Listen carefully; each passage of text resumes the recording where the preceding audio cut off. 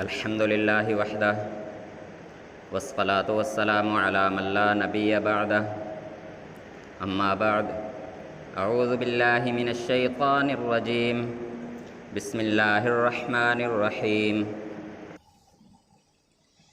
قالوا من فعل هذا بآلہتنا انہ لمن الظالمین صدق اللہ العظیم۔ سورۃ الانبیاء آیت نمبر 59۔ ان مبارک آیات میں حضرت ابراہیم علیہ السلام ان کی زندگی کا مبارک تذکرہ چل رہا ہے، جب حضرت ابراہیم علیہ السلام نے اپنی قوم کے عبادت خانے میں جا کر ان کے سارے بتوں کو توڑ دیا، اور جو سب سے بڑا بت تھا ان کا اس کو چھوڑ دیا، اور جو چیز لے کر گئے تھے بتوں کو توڑنے کے لیے، وہ کلہاڑا تھا یا ہتھوڑا وغیرہ تھا، جو چیز بھی تھی وہ سب سے بڑے بت کے کندھے پر رکھ دیا۔ تو جب قوم اپنے میلے سے فارغ ہو کر واپس آئی، نیڑے نیڑے ہو جاؤ نا، آپ پنکھا بند کر دیں، اچھا اسپیکر بند کر، کوئی نہیں ملے جواز چلی بھی جاوے، خیر چلو۔ جب قوم اپنے میلے سے فارغ ہو کر واپس آئی تو انہوں نے اپنے عبادت خانے میں دیکھا کہ سارے بت ٹوٹے پڑے ہیں، تو آپس میں ایک دوسرے سے پوچھنے لگے کہ یہ کس نے کیا ہے؟ جس نے بھی کیا ہے یہ بہت بڑا ظلم کیا ہے۔ تو مشرکین کی سوچ کا اندازہ ہم اس بات سے لگا سکتے ہیں کہ جن چیزوں کو، جن شخصیات کو وہ اپنا معبود سمجھتے ہیں، وہ سمجھتے ہیں کہ یہ ہماری ضروریات پوری کرنے والے ہیں، اپنی مدد کرنے والے ہیں، ان کو ٹوٹے ہوئے بکھرے ہوئے دیکھ کر بھی ان کو یہ سوچ ان کی ذہن میں نہیں آئی، یہ عقل نہیں آئی کہ جب کوئی ان کو توڑنے کے لیے آیا، کسی نے ان کو گرایا، ان کو توڑا، اس وقت یہ اپنی حفاظت نہیں کر سکے تو ہماری حفاظت کیا کریں گے؟ ہماری حاجات، ہماری ضروریات کیا پوری کریں گے؟ وہ آپس میں ایک دوسرے سے باتیں کر رہے ہیں۔ قالو، آپس میں ایک دوسرے سے کہنے لگے، من فعل ھذا بآلہتنا، ہمارے معبودوں کے ساتھ یہ کس نے کیا ہے؟ انہ لمن الظالمین، جس نے بھی یہ کیا ہے وہ تو بہت بڑا ظالم ہے۔ تو پھر ان میں سے کچھ لوگ یہ کہنے لگے کہ ہم نے سنا ہے کہ ایک نوجوان ابراہیم سے کہ وہ ہمارے بتوں کے بارے میں کوئی اس طرح کی باتیں کرتا ہوتا تھا، شاید یہ اسی کا کام نہ ہو۔ قالوا سمعنا فتى يذكرهم، کہنے لگے کہ ہم نے ایک نوجوان کو ان کے بارے میں باتیں کرتے ہوئے سنا ہے، جو ان کے بارے میں غلط باتیں کرتا تھا۔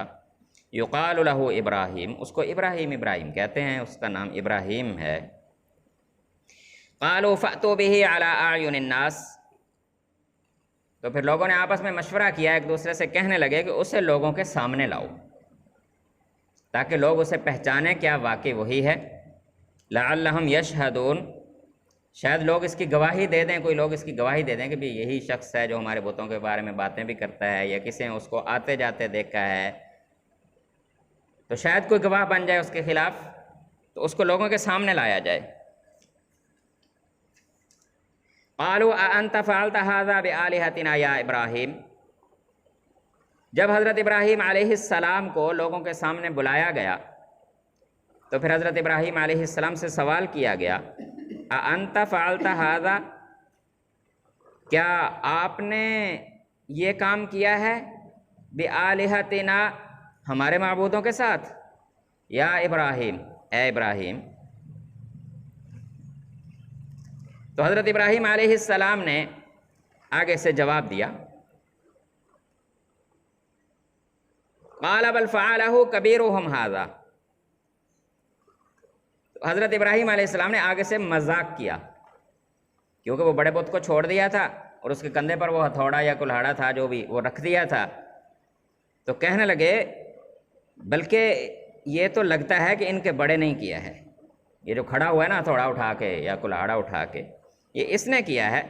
فَاسْأَلُوهُمْ إِنْ كَانُوا يَنْطِقُونَ، اگر یہ بول سکتے ہیں تمہاری بات کا جواب دے سکتے ہیں، یہ جو پڑے ہیں، کسی کا بازو ٹوٹا ہوا ہے، کسی کی ٹانگ ٹوٹی ہوئی ہے، کسی کا سر اترا ہوا ہے، چلو جو کوئی تھوڑا بہت باقی ہے ان میں سے، جس کا ابھی صرف ٹانگ یا بازو ہی ٹوٹا ہے، سر نہیں اترا ہوا، وہ تو زندہ ہے نا، تو ذرا اس سے پوچھ لو کہ کس نے کیا تمہارے ساتھ، اگر یہ تمہاری بات کا جواب دے سکے۔ فَرَجَعُوا إِلَىٰ أَنفُسِهِمْ،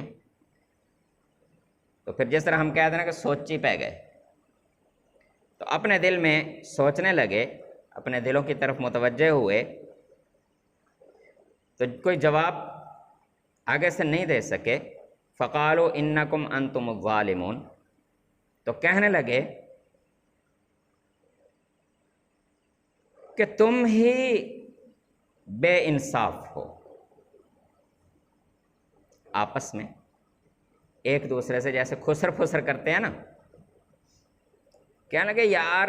ابراہیم دی گل تو ٹھیک ہے، جب اپنی گل کا جواب نہیں دے سکتے، بول نہیں سکتے، اپنی حفاظت نہیں کر سکتے، قصور کی دا جنہاں نے انہوں نے جناب کھڑا کیتا ہوا سجا کے انہوں نے سامنے آ کے ٹکرا مار دیں، تو آپس میں ایک دوسرے سے کہنے لگے کہ یار لگتا ہے غلطی تو اپنی ہے کہ آپ انہوں نے معبود بنایا ہوا بلا وجہ۔ ثم نکسوا علی رؤوسہم، تو شرم ساری سے سب کے سر جھک گئے اس بات پر کہ ابراہیم علیہ السلام نے ان کو لاجواب کر دیا کہ تم انہی سے پوچھ لو، اپنے معبودوں سے پوچھ لو کہ تمہارے ساتھ یہ کیا ہوا ہے۔ لقد علمت ما هؤلاء ينطقون، پھر حضرت ابراہیم علیہ السلام سے کہنے لگے کہ اے ابراہیم تجھے تو پتہ ہے کہ یہ بول نہیں سکتے، جو کچھ یہ بولتے ہیں ابراہیم تو جانتا ہے، تجھے معلوم ہے، تو جو ہم سے سوال کرتا ہے کہ ان سے پوچھو کہ کس نے توڑا، اب اس بات کا تو تجھے بھی پتہ ہے کہ یہ بول نہیں سکتے۔ تو جب قوم کی طرف سے حضرت ابراہیم علیہ السلام کو یہ جواب دیا گیا کہ ابراہیم آپ تو خود جانتے ہو کہ یہ بول نہیں سکتے، ہمارے معبود کلام نہیں کر سکتے، جواب نہیں دے سکتے کہ کون آیا، کس نے گرایا، کس نے ان کی ٹانگیں توڑی، کس نے ان کے ساتھ یہ ظلم کیا، تو حضرت ابراہیم علیہ السلام آگے سے کہنے لگے قال افتعبدون من دون اللہ، پھر تم ان پتھروں کی، ان بے جان اور بے زبان مورتوں کی پوجا کرتے ہو اللہ کو چھوڑ کر، ما لا ينفعکم شیئا، جو تمہیں ایک ذرہ برابر نفع بھی نہیں دے سکتے، ولا یضرکم، اور نہ ہی تمہیں کوئی نقصان پہنچا سکتے ہیں، کہ تم ان کی عبادت کرو یا نہ کرو ان کو تو کوئی فرق نہیں پڑنے والا، کہ جی تمہاری عبادت کو دیکھ کر خوش ہو کر تمہیں کوئی نفع دے دیں، کوئی فائدہ دے دیں، یا تم ان کی نافرمانی کرو، ان کی پوجا کرنا چھوڑ دو، یا تمہیں کوئی سزا یا عذاب دے دیں، ان کے پاس تو ایسا کوئی اختیار نہیں ہے، ان کے تو ایسے حالات نہیں ہیں۔ اف لکم، اف ہے تمہارے اوپر، وَلِمَا تَعْبُدُونَ، اور جن کو تم پوجتے ہو، من دون اللہ، اللہ کو چھوڑ کر، افلا تعقلون، کیا تم عقل نہیں رکھتے ہو؟ تو حضرت ابراہیم علیہ السلام کے دلائل کا، ان کی باتوں کا جواب ان کے پاس نہیں تھا، وہ خود اس بات پر شرمندہ اور شرمسار تھے، لیکن کیونکہ اپنی رسمیں اور اپنا گمراہی کے راستے، اپنے رواج، ان کو چھوڑنا بہت مشکل ہوتا ہے۔ ہم اپنی زندگیوں کو دیکھ لیں کہ ایک طرف نبی اکرم صلی اللہ علیہ وسلم کی سنت کا راستہ ہے، قرآن مجید کے احکام ہیں، دوسری طرف ہماری برادری کے، ہمارے خاندان، ہمارے ماحول اور معاشرے کے رسم و رواج ہیں، تو ہمارے سامنے جتنا بھی قرآن پڑھا جاتا رہے، جتنا بھی ہمیں سمجھایا جاتا رہے، بالآخر جیت جو ہے، فتح ہماری رسم و رواج کی ہو جاتی ہے۔ سنت پیچھے چھوڑ دیتے ہیں ہم، اللہ تعالیٰ کے احکام کو پیچھے چھوڑ دیتے ہیں۔ یہی معاملہ حضرت ابراہیم علیہ السلام کی قوم کے ساتھ ہوا۔ انہوں نے کہا کہ اگر تم دلائل کی بات کرو گے تو تم ابراہیم کا مقابلہ نہیں کر سکتے، اور اگر اس طرح کی باتیں سن کر تم خاموش ہو گئے، تم نے اس کی زبان بند نہ کی، تو تمہاری قوم کے اندر اور بہت سارے لوگ ایسے کھڑے ہو جائیں گے جو اس طرح کے سوالات اٹھانے لگیں گے تمہارے رسم و رواج پر، تمہارے معبودوں کے خلاف۔ تو اس لیے اگر تم کچھ کرنا ہی چاہتے ہو، بس پھر دلائل سے اس کے ساتھ باتیں نہ کرو، کیونکہ دلائل میں تم اس سے جیت نہیں سکتے ہو۔ ہاں کر سکتے ہو تو بس یہ ہے کہ سارے مل کر اس کو اٹھاؤ اور جلا دو۔ قالوا حرقوہ، کہنے لگے کہ بس اس کو جلا دو۔ دلائل سے ہم اس کی باتوں کا جواب نہیں دے سکتے، بلکہ یہ ہو سکتا ہے کہ جس طرح آج اس نے ہمیں خاموش کروا دیا، ہمیں شرمندہ کر دیا کہ پوچھو ان سے کیا ہوا ان کو، تو کل یہ کسی اور کو بھی کرے گا، تو اس طرح لوگ تو اس کی باتوں میں آ جائیں گے اور اس کا دین قبول کر لیں گے۔ تو بہتر یہ ہے کہ اس کو جلا دو۔ وَانصُرُوا آلِهَتَكُمْ، اور اپنے معبودوں کی مدد کرو۔ ان کنتم فاعلین، اگر تم کچھ کرنا ہی چاہتے ہو تو بس پھر یہ کام کر لو، باتوں سے اب بات نہیں بنے گی۔ تو انہوں نے یہی فیصلہ کیا، اور کتابوں میں تاریخ میں لکھا ہے کہ ایک بہت بڑا انبار لکڑیوں کا جمع کیا گیا، اس میں آگ بھڑکائی گئی، پھر حضرت ابراہیم علیہ السلام کو اس آگ میں پھینکنے کے لیے دور سے ایک جھولا بنایا گیا کہ اس میں باندھ کر، جس طرح وہ پرانے زمانے میں پتھر پھینکے جاتے تھے جنگ میں، تو اس طرح ان کو پھینکا جائے۔ تو انہوں نے یہ سارے اپنے انتظامات کیے اور حضرت ابراہیم علیہ السلام کو اٹھایا اور آگ میں پھینک دیا۔ تو پھر اللہ تعالیٰ فرماتے ہیں کہ اس موقع پر ہم نے اپنے ابراہیم علیہ السلام کی مدد کیسے کی؟ قُلْنَا يَا نَارُ كُونِي بَرْدًا وَسَلَامًا عَلَىٰ ابراہیم، ہم نے آگ سے کہا کہ اے آگ، ابراہیم علیہ السلام کے لیے ٹھنڈی اور سلامتی والی، حفاظت کرنے والی بن جا۔ آگ ہوتی ہے گرم اور جلانے والی، اللہ تعالیٰ نے فرمایا کہ ٹھنڈی اور حفاظت کرنے والی بن جا،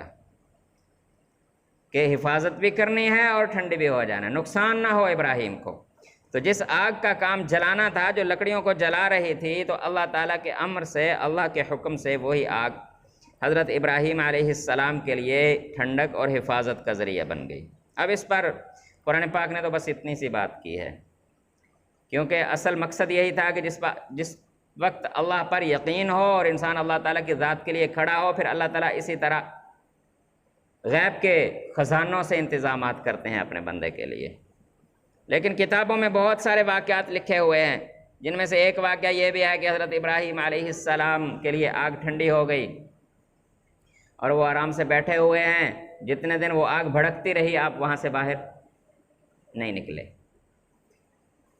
تو اس وقت کا کوئی رئیس تھا اس علاقے کا، جو حاکم تھا، اس کی بیٹی اپنے بالا خانے میں یہ تماشا دیکھ رہی تھی کہ آگ میں ڈالا گیا ہے ایک نوجوان کو قوم کے۔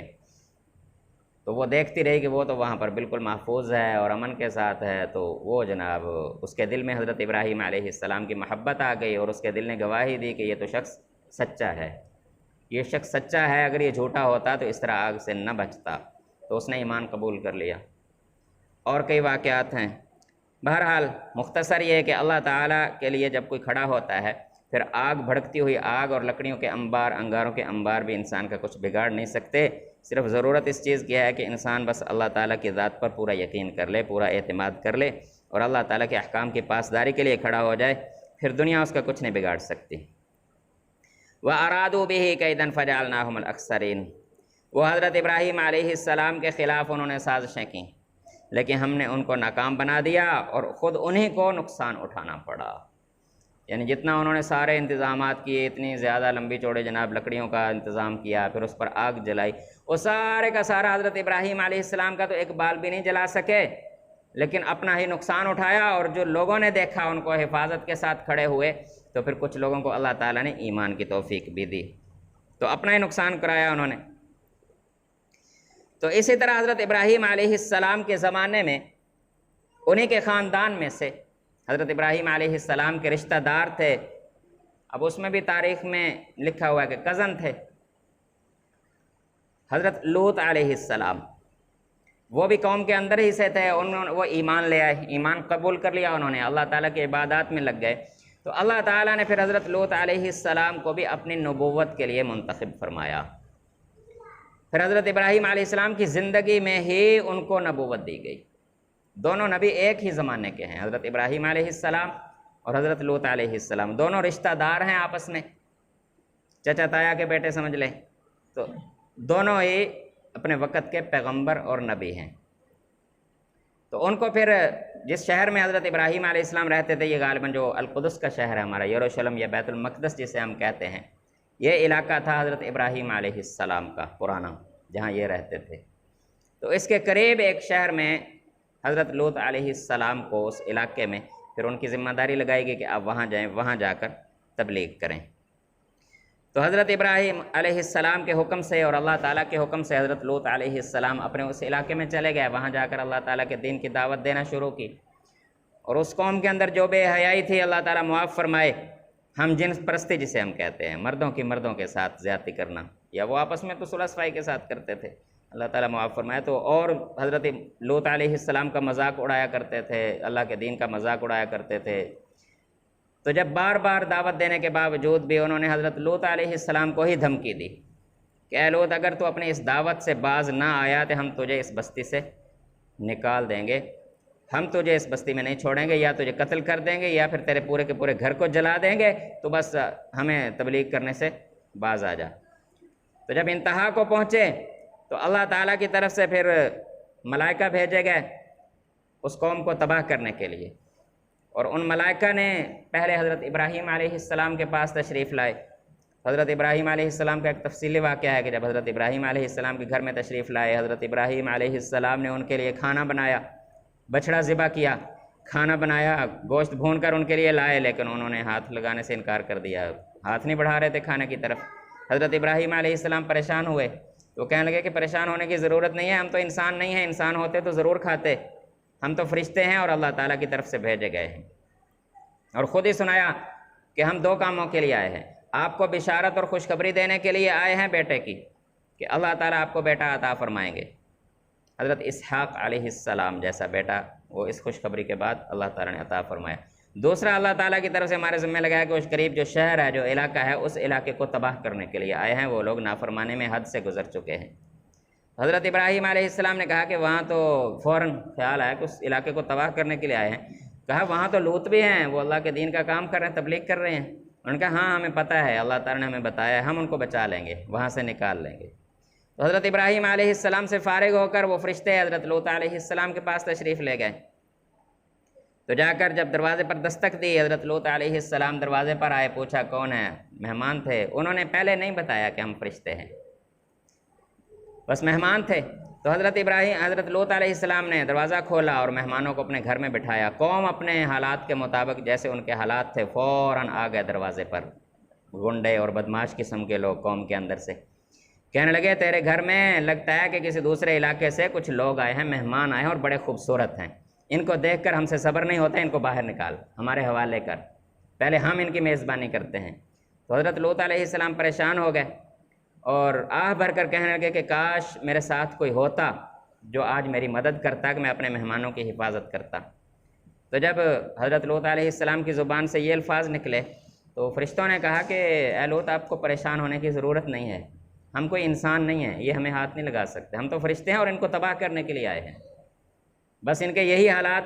پر اللہ تعالیٰ کی طرف سے یہ فیصلہ کیا گیا ہے کہ ان کو تباہ کر دیا جائے، ہلاک کر دیا جائے۔ تو پھر فیصلہ یہی ہوا کہ آپ صبح کے وقت، سحر جب ہو، فجر کی اذان کا جب ٹائم ہو،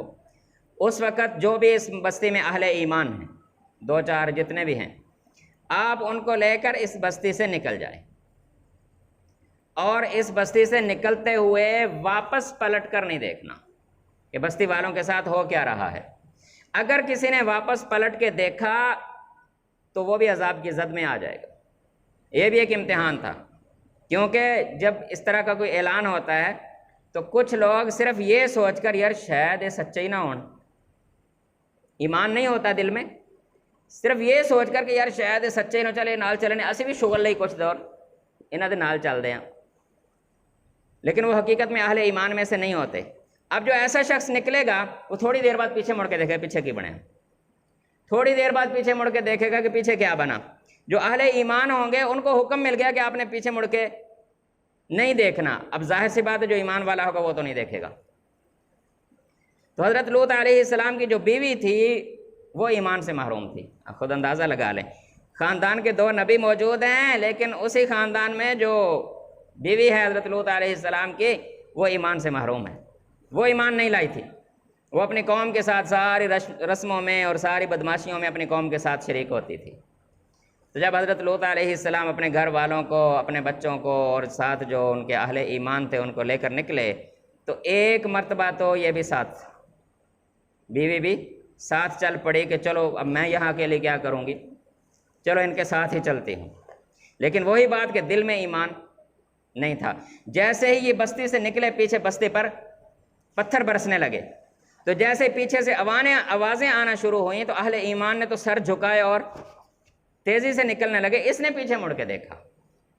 جیسے اس نے پیچھے مڑ کر دیکھا بس وہی ایک پتھر آیا اسی عذاب میں سے اور اس کو لگا، اور یہ بھی وہیں پر گر گئی اور اہل ایمان کے ساتھ ہجرت نہیں کر سکی۔ تو یہ آیت مبارکہ میں اللہ تعالیٰ بیان فرماتے ہیں وَنَجَّيْنَاهُ وَلُوطًا إِلَى الْأَرْضِ الَّتِي بَارَكْنَا فِيهَا لِلْعَالَمِينَ، کہ ہم نے حضرت ابراہیم علیہ السلام کو بھی اس قوم سے نجات دی اور حضرت لوط علیہ السلام کو بھی ایسی ظالم اور جابر اور نافرمان قوم سے نجات دی، اور ایک ایسی سرزمین میں ان کو آباد کیا جس میں اللہ تعالیٰ نے برکتیں رکھی ہوئی ہیں۔ وَوَهَبْنَا لَهُ إِسْحَاقَ وَيَعْقُوبَ نَافِلًا، اور حضرت ابراہیم علیہ السلام کی جو محنت تھی اللہ تعالیٰ کے دین کی سربلندی کے لیے، جو ان کی قربانیاں تھیں، جو آزمائش و امتحانوں میں وہ کامیاب ہوئے،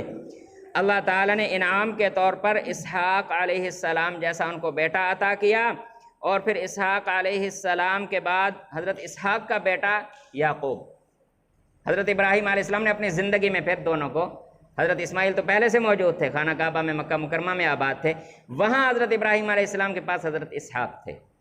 تو حضرت اسحاق علیہ السلام حضرت ابراہیم کی زندگی میں جوان ہوئے، ان کی شادی ہوئی، اور ان کی زندگی میں ہی حضرت یعقوب علیہ السلام جیسا پوتا اللہ تعالیٰ نے عطا کیا۔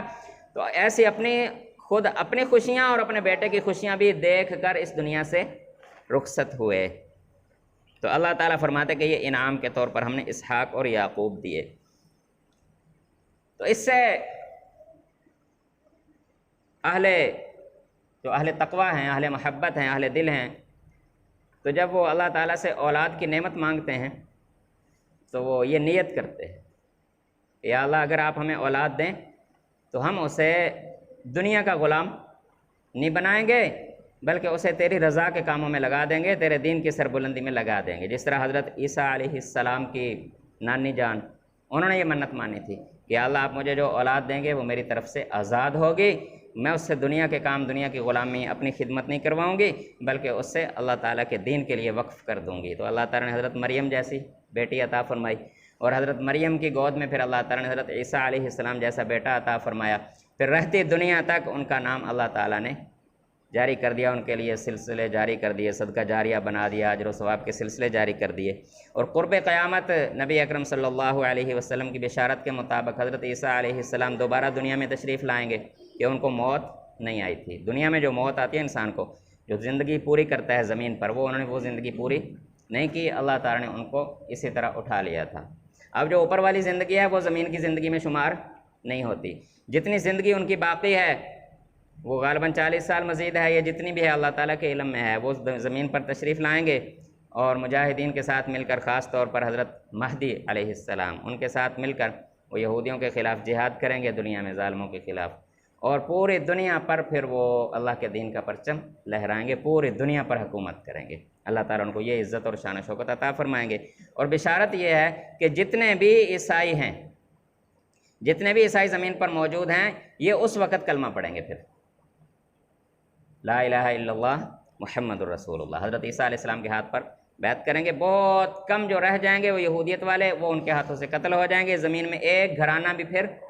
کافروں کا نہیں رہے گا ایک مرتبہ، تو ایسا دنیا میں امن و امان قائم ہوگا۔ تو اللہ تعالیٰ وہ شانیں ان کو عطا فرمائیں گے۔ تو جب بھی کوئی اللہ تعالیٰ کی رضا کے لیے کوئی منت مانتا ہے اور پھر اسے پوری کرتا ہے، تو پھر اللہ تعالیٰ اسے بڑے بڑے انعامات دیتے ہیں۔ جس طرح حضرت عیسیٰ علیہ السلام کی نانی نے منت مانی، حضرت ابراہیم علیہ السلام نے قربانیاں دیں، پھر اللہ تعالیٰ نے ان کو جو مقام عطا کیے ہمارے سامنے ہیں۔ اگر ہم بھی اللہ تعالیٰ کے ساتھ وفاداری دکھائیں گے اپنی زندگی میں، تو انشاءاللہ اللہ تعالیٰ بھی ہمیں ان نعمتوں سے محروم نہیں کریں گے۔ دنیا اور آخرت کی عزتیں اللہ تعالیٰ عطا فرمائیں گے۔ دعا ہے کہ اللہ تعالیٰ ایمان و عمل کی زندگی عطا فرمائے، سنت ادا کرے۔